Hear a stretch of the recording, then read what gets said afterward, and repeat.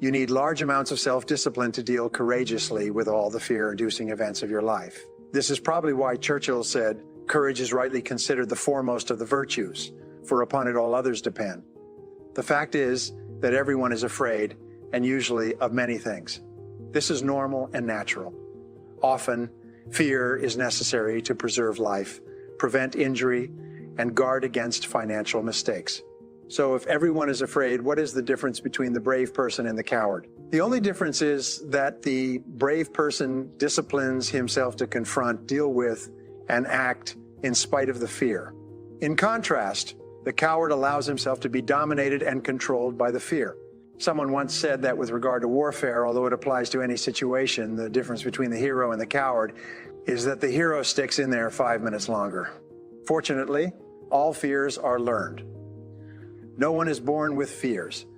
Fears can therefore be unlearned by practicing self-discipline repeatedly with regard to fear until it goes away.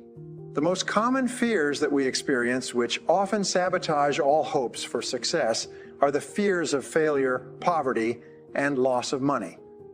These fears cause people to avoid risk of any kind and to reject opportunity when it's presented to them. They're so afraid of failure that they're almost paralyzed when it comes to taking any chances at all. There are many other fears that interfere with our happiness. People fear the loss of love or the loss of their jobs and their financial security. People fear embarrassment, ridicule, rejection, and criticism of any kind. People fear the loss of respect or esteem of others. These and many other fears hold us back throughout life. Fear paralyzes action. The most common reaction in a fear situation is the attitude of "I can't." This is the fear of failure and loss that stops us from taking action. It is experienced physically, starting in the solar plexus. When a person is really afraid, their mouth and throat go dry, their heart starts pounding, and sometimes they breathe shallowly and their stomach turns. Often they feel like getting up and running to the bathroom. These are all physical manifestations of the inhibitive negative habit pattern which we all experience from time to time. Whatever a person is in the grip of fear, he feels like a deer caught in the headlights of a car. This fear paralyzes action. It often shuts down the brain and causes the individual to revert to the fight or flight reaction. Fear is a terrible emotion that undermines our happiness and can hold us back throughout our lives.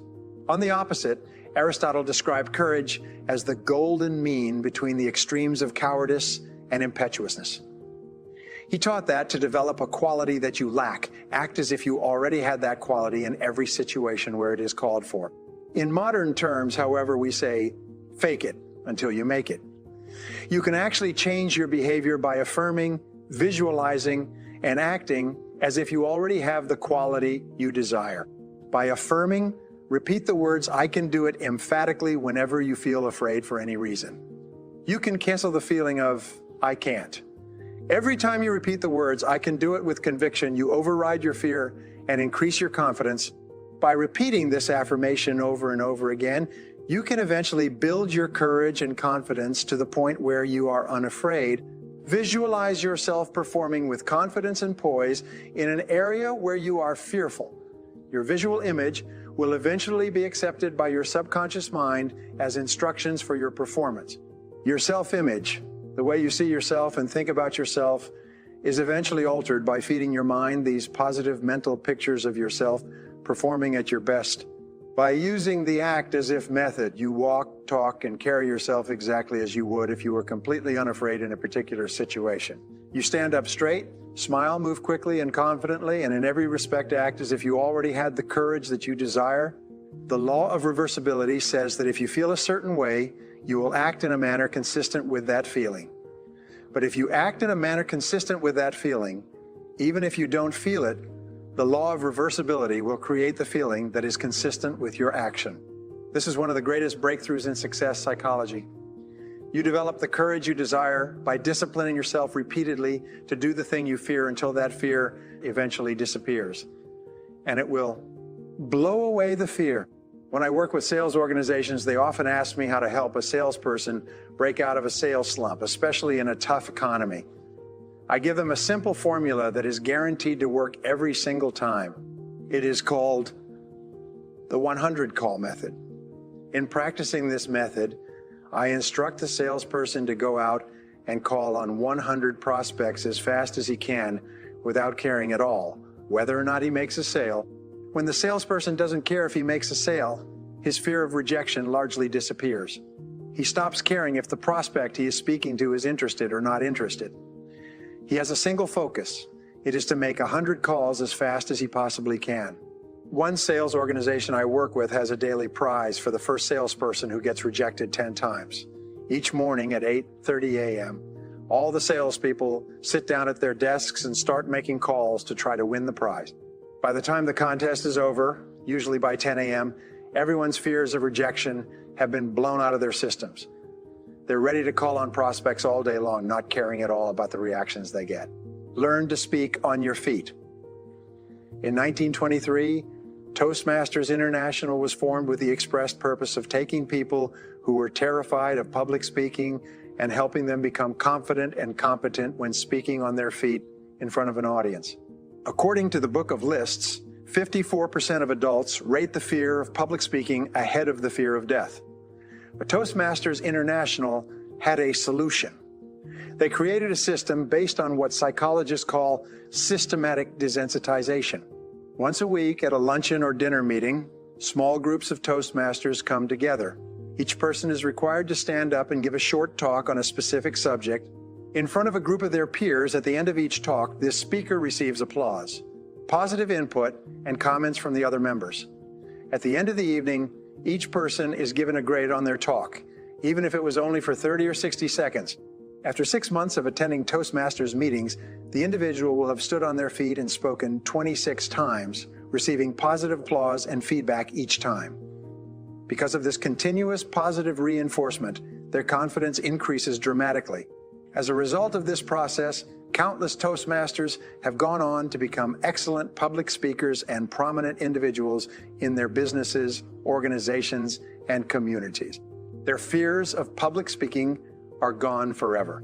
Psychologists have found that certain fears are bundled together in the subconscious mind, like wires on the same circuit. If you can overcome your fears in one of these areas, you will also eliminate other fears on the same circuit. The fear of rejection or call reluctance seems to be bundled together with the fear of public speaking. When you discipline yourself to join Toastmasters or to take a Dale Carnegie course to learn to speak confidently on your feet, your fears of rejection largely disappear as well. Your level of self-confidence in all your interactions with others increases dramatically. Your whole life changes in a positive way. Your ability to confront, deal with, and act in spite of your fears is the key to happiness and success. One of the best exercises you can practice is to identify a person or situation in your life of which you are afraid and resolve to deal with that fear situation immediately. Do not allow it to make you unhappy for another minute. Resolve to confront the situation or person and put the fear behind you. A woman in one of my seminars told me that her boss was a very negative person. He was constantly criticizing and berating her about her work, even though she was one of the highest rated employees in the organization. He was making her life miserable. He was making her life miserable.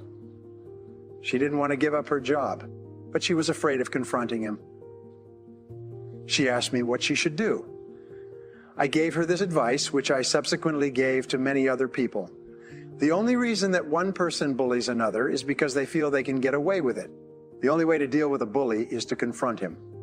Bullies are actually cowards at heart, and they will flee from a confrontation. The next time your boss criticizes you for any reason, turn to him and say quite firmly, "I would appreciate it if you not talk to me like that ever again. It hurts my feelings and stops me from doing my job the way you want." I told her to look him straight in the eye after she had finished making this statement. Well, she had tremendous courage. Rather than putting up with this situation any longer, the next time her boss began to berate her, she squared off with him and said those words. She wrote to me and told me what had happened. Just as I had predicted, he stopped dead.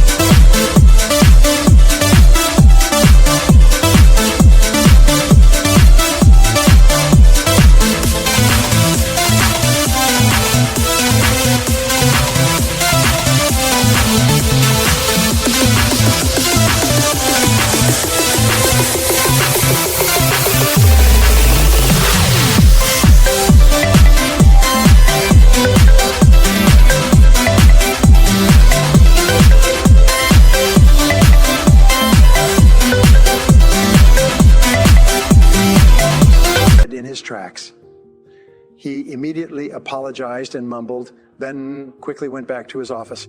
He never criticized her again. She told me that she could have ended his bad treatment of her many months before if she had only had the courage to confront him directly the first time it happened. As Eleanor Roosevelt said, no one can make you feel inferior without your consent. When you identify a fear and discipline yourself to move toward it, it grows smaller and more manageable. What's more, as your fears grow smaller, your confidence grows larger. Soon, your fears lose their control over you. In contrast, when you back away from a fear-inducing situation or person, your fear grows larger and larger. Soon, it dominates your thinking and feeling, preoccupies you during the day, and often keeps you awake at night. In leadership, the most common quality is that of vision. Leaders have a clear vision of where they want to take their organizations.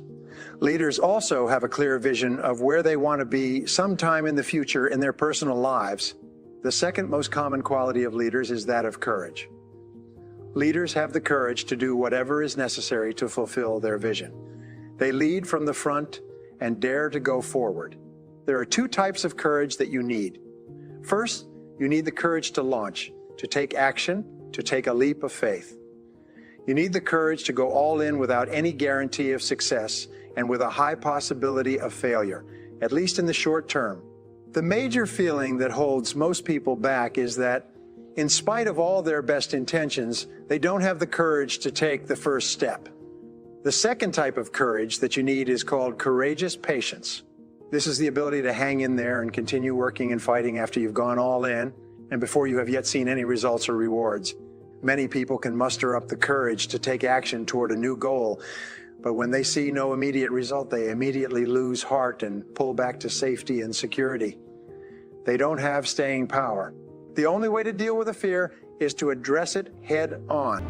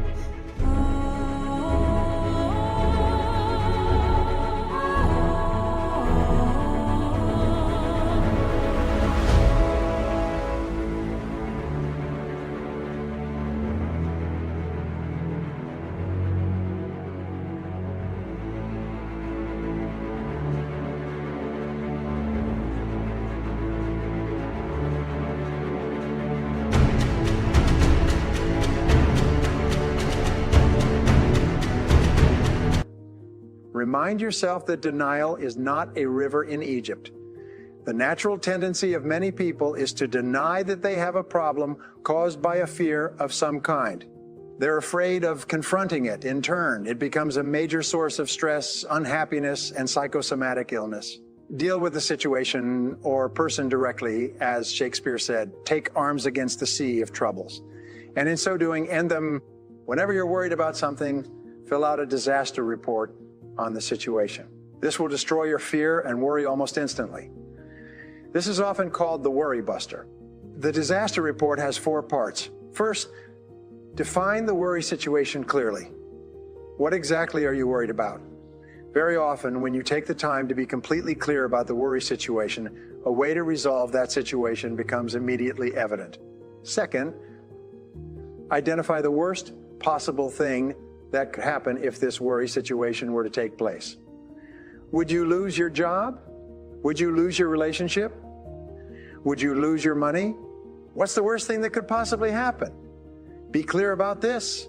In many cases, you will see that should the worst occur, it would not ruin you. It might be inconvenient or uncomfortable, but you would eventually recover. You will find that it's probably not worth all the worry that you are devoting to it. The third step in the disaster report is to resolve to accept the worst possible outcome should it occur. Say to yourself, well, yeah, if that happens, it won't kill me. I'll find a way to get along. Most of the stress of worry comes from denial, from not being willing to face the worst possible thing that could happen.